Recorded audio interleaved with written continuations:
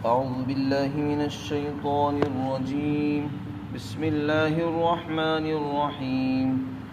وكذلك أنزلناه قرآنا عربيا وصرفنا فيه من الوعيد لعلهم يتقون أو يحدث لهم ذكرا.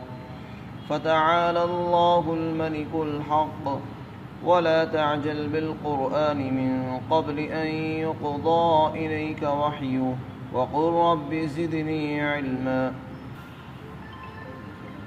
اور اسی طرح ہم نے اس وحی کو عربی قرآن بنا کر نازل فرمایا ہے، اور اس قرآن میں طرح طرح سے ہم نے وعیدیں بیان کی ہیں تاکہ لوگ ڈریں، یا یہ قرآن ان کے لیے کوئی سمجھ پیدا کر دے. تو اللہ رب العزت بلند شان والا ہے اور حقیقی بادشاہ ہے. اے محمد صلی اللہ علیہ وسلم، آپ کے پاس وحی کے پورا ہونے سے، مکمل ہونے سے پہلے آپ قرآن کو یاد کرنے میں جلدی مت کیجیے، اور بلکہ یہ دعا کیجیے، اے میرے پروردگار میرے علم کو بڑھا دیجیے. اس سے پہلے قیامت کے ہولناک واقعات اور حالات اور احوال کو بیان کیا تاکہ انسان ڈرے اور آخرت کی فکر کرے اور اللہ کی فرما برداری میں آئے. اب یہاں پر قرآن سے متعلق کچھ باتیں ذکر فرمائی. سب سے پہلے اللہ رب العزت نے فرمایا کہ دیکھو ہم نے اس قرآن کو عربی میں نازل فرمایا ہے. یہ قرآن عربی زبان میں ہے. جو لوگ عربی جانتے ہیں وہی اس کے اولین مخاطب ہیں. وہ قرآن کو سمجھتے بھی ہیں، انہوں نے اس کو سنا بھی ہے، اور وہ جانتے کہ یہ قرآن ہے، اور وہ اس کے اسلوب کو، اس کے فصاحت اور بلاغت کو، اس کے نشیب و فراز کو سمجھتے ہیں، کیونکہ وہ ان کی اپنی زبان بھی عربی ہی ہے. لیکن پھر کیا وجہ ہے کہ قرآن بھی ان کی زبان میں اترا اور وہ قرآن پر ایمان لانے کو تیار نہیں اور قرآن سے گریز کرتے ہیں، دور بھاگتے ہیں؟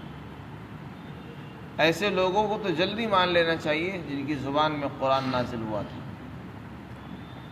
جو آدمی عربی نہیں جانتا ہے اس کے لیے کسی حد تک یہ بات چل سکتی ہے کہ اس کی سمجھ میں نہیں آئی کہ قرآن میں کیا چیز ہے. اولاً تو اس کے لیے بھی گنجائش نہیں ہے کہ وہ ایمان نہ لائے، ایمان تو سبھی کو لانا ہوگا. لیکن جن لوگوں کے پاس عربی زبان موجود ہے، عربی کو جانتے ہیں، اور جب انہوں نے قرآن کو سنا، اس کی فصاحت و بلاغت کو دیکھا، ان کو تو اور جلدی ایمان لانا چاہیے، لیکن پھر بھی وہ پیچھے رہ گئے.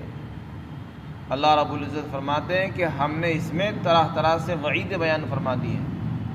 وعید کہتے ہیں دھمکی کو، یعنی جو لوگ ایمان نہیں لاتے ان کو کیا سزا ملے گی اس کو وعید کہا جاتا ہے، اور جو لوگ ایمان لاتے ہیں ان کو جو ملتا ہے اس کو وعدہ کہتے ہیں.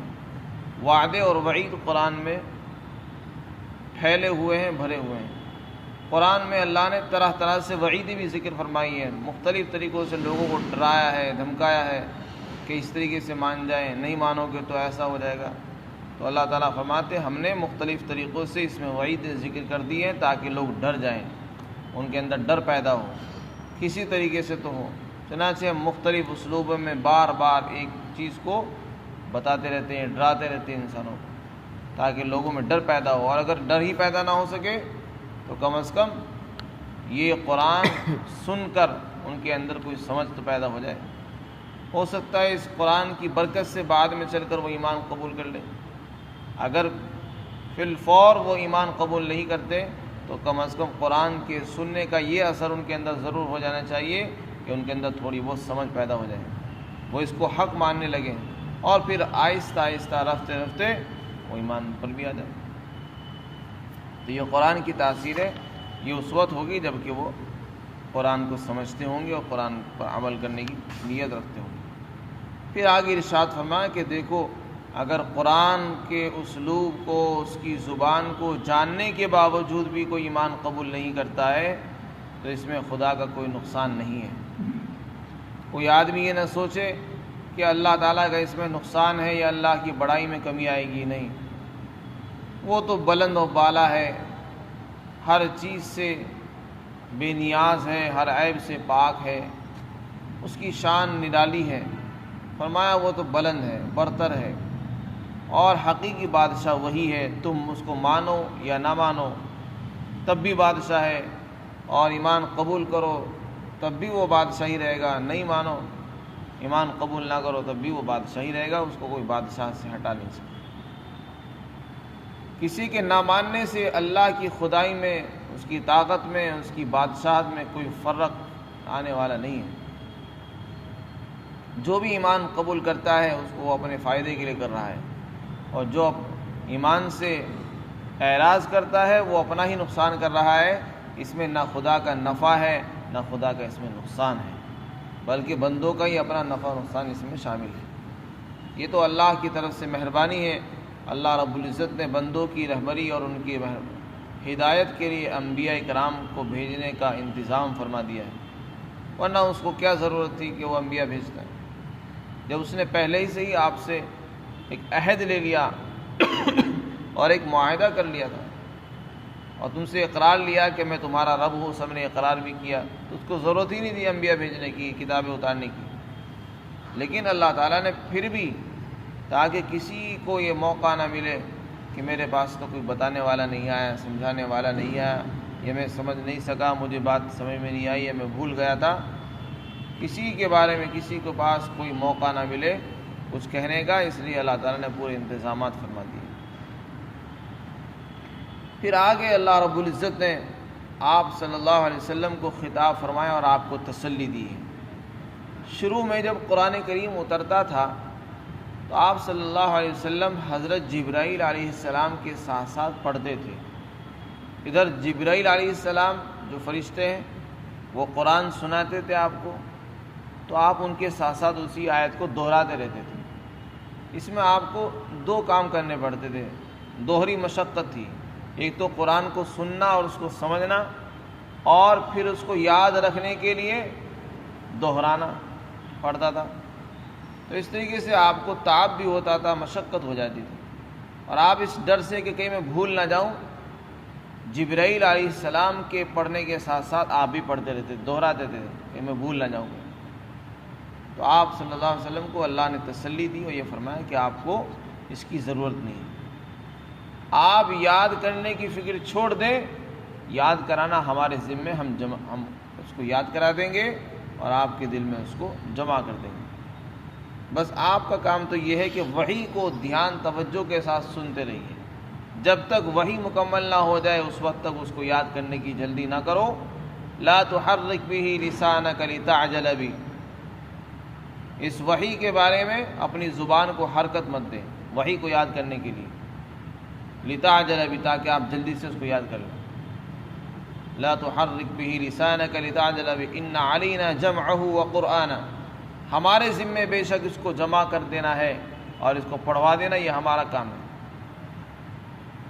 ان علینا جمعہ وقرآنہ فاذا قرأناه فاتبع قرآنہ، جب آپ اس کو پڑھیں، جب ہم اس کو آپ کو یہ قرآن پڑھا دیں تو آپ اس کا اتباع کریں۔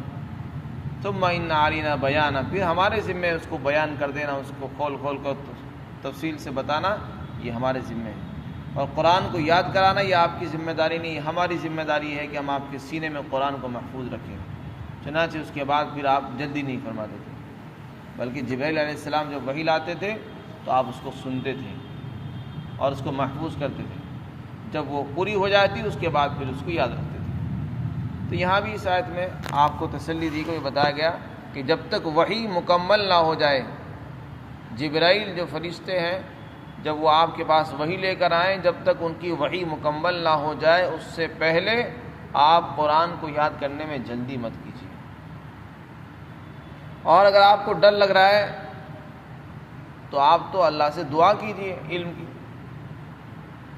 علم کی دعا کیجیے کہ اے اللہ میرے علم کو اور بڑھا دے، تو نے مجھے علم عطا فرمایا ہے لیکن تیرے علم کی کوئی انتہا نہیں ہے، علم ایک سمندر ہے جس کا کوئی کنارہ نہیں ہے۔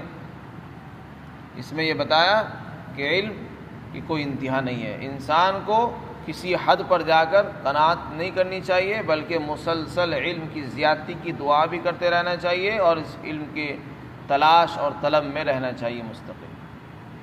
آدمی پیدائش سے لے کر موت تک طالب علم رہتا ہے، اور اس کو طالب علم بن کر ہی زندگی گزارنی چاہیے، اور علم کی تلاش میں اس کو تلاش اور جستجو کرتے رہنا چاہیے۔ تو اس میں جہاں علم کی زیادتی کی دعا آ گئی، اسی کے ساتھ ساتھ حافظے کی قوت کی بھی دعا اس میں آ گئی ہے، نسیان سے بچاؤ کی بھی دعا ہے، کیونکہ آپ صلی اللہ علیہ وسلم کو جو خطرہ تھا وہ بھولنے کا خطرہ تھا، کہ اگر میں نے دہرایا نہیں تو میں بھول جاؤں گا۔ اس لیے اللہ نے آپ کو جو حکم دیا وہ یہ فرمایا کہ علم کی زیادتی کی دعا کرو۔ جب علم زیادہ ہو جائے گا تو اس میں بھولنے کا خطرہ ختم ہو جائے گا۔ تو اس میں حافظے کی قوت کی بھی دعا شامل ہے۔ تو یہ دعا خاص طور سے علم کی زیادتی کے لیے اللہ رب العزت نے اپنے حبیب حضرت محمد صلی اللہ علیہ وسلم کو تلقین فرمائی، اور یہ ہم سب کو کرنی چاہیے۔ رب زدنی علما، یہ زیادتی علم کی دعا ہے، اس کے اندر حافظے کی دعا بھی شامل ہے۔ خلاصہ یہ ہوا کہ آپ صلی اللہ علیہ وسلم کو اس میں تسلی دی گئی ہے اور ہدایت فرمائی گئی کہ آپ قرآن کو یاد کرنے میں جلدی نہ کریں جب تک وحی مکمل نہ ہو جائے، اور اللہ سے خوب مانگے، دعا کریں۔ طالب علم کو چاہیے کہ وہ اللہ سے خوب علم کی زیادتی کی دعا کرے، علم نافع کی دعا کرے۔ حدیث شریف کے اندر اللہ کے رسول نے فرمایا اللہم انی اسألک علما نافعا، اے اللہ میں تجھ سے علم نافع مانگتا ہوں۔ علم دو طرح کا ہے، ایک علم وہ ہوتا ہے جو انسان کی زبان پر ہوتا ہے اور اندر نہیں اترتا، اور ایک علم وہ ہے جو انسان کے اندر اتر جائے، وہ علم نافع ہے۔ جو علم انسان کی زبان پر ہو اور اس کی دل کی دنیا نہ بدلے، وہ علم انسان کے خلاف حجت ہوگا اور وبال بن جائے گا، اور جو علم انسان کے دل میں اتر جائے اور اس کی دل کی دنیا بدل دے، وہ علم نافع ہے۔ تو آپ نے علم نافع کی دعا فرمائی، ایسا علم جو انسان کی ذات کو بھی نفع دے، اور اس علم سے دوسرے لوگوں کو، دوسرے انسانوں کو بھی فائدہ ہو، اس کو علم نافع کہتے ہیں۔ اور ایک علم وہ ہے کہ انسان علم تو سیکھے، نہ اس کو خود فائدہ ہو رہا ہے علم سے، نہ دوسروں کو اس سے کوئی فائدہ ہو، ایسا علم وبال ہے، پکڑ کا ذریعہ ہے، تباہی ہے اس پر۔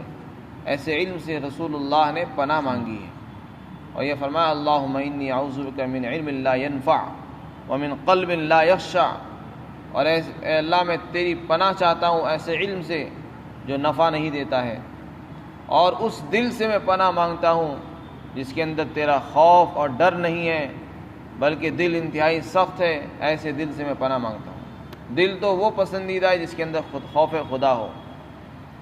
وَمِن نَفْسٍ لَا تَشْبَعْ، ایسے نفس سے پناہ مانگتا ہوں جو کبھی بھرتا نہیں ہے، ہمیشہ بھوکا لالچی رہتا ہے۔ وَمِن دُعَاءٍ لَا يُسْتَجَابَ لَهُ، اور اس دعا سے پناہ چاہتا ہوں، اس دعا کی، اور آپ کی پناہ مانگتا ہوں اس دعا سے جو قبول نہیں ہوئی۔ تو حضور صلی اللہ علیہ وسلم کی جو دعائیں احادیث میں آئی ہیں ان میں سے یہ دعا بھی ہے، اللہم انی اسألک علما نافعا ورزقا واسعا وشفاء من کل داء، اے اللہ میں تجھ سے علم نافع کا سوال کرتا ہوں، رزق کی کشادگی کا سوال کرتا ہوں، اور ہر بیماری سے شفا کا سوال کرتا ہوں۔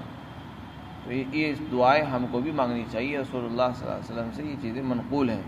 اور علم کی ہر انسان کو ضرورت ہے، بغیر علم کے اندھیرا ہے، انسان نہ زندگی گزار سکتا ہے، نہ آخرت کے اندر اللہ کی جو نعمتیں ہیں ان سے استفادہ کر سکتا ہے، نہ اللہ کی معرفت حاصل ہو سکتی ہے، نہ اللہ کے حقوق ادا کر سکتا ہے، اور نہ ہی وہ بندوں کے حقوق ادا کر سکتا ہے۔ انسان کے پاس علم ہوگا تو وہ ہر ایک کے حق کو پہچانے گا اور اس کو ادا کرنے کی کوشش بھی کرتا ہے۔